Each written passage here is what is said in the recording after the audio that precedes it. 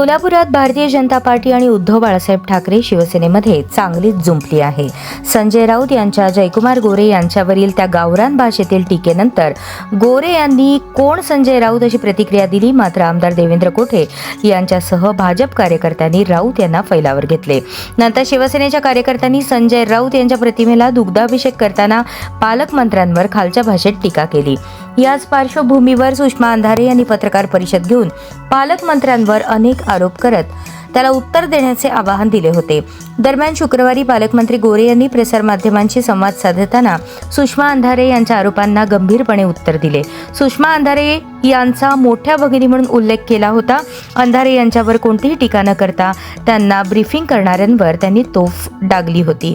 दुसऱ्याच दिवशी या पत्रकार परिषदेच्या उत्तरानंतर सुषमा अंधारे यांनी फेसबुकवर आपल्या पेजवर पोस्ट करत पालकमंत्र्यांना पुन्हा डिवचले.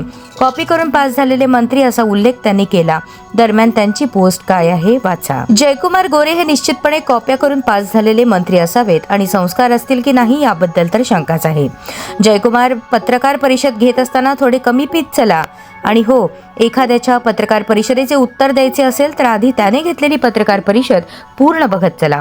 तुमच्यासाठी लिंगपिसाट शब्द संपूर्ण पत्रकार परिषदेत कुठेही वापरलेला नाही. पण तुम्हाला स्वतःबद्दल जर त्याबद्दल इतकी खात्री वाटत असेल तर त्याला माझा नाईलाज आहे.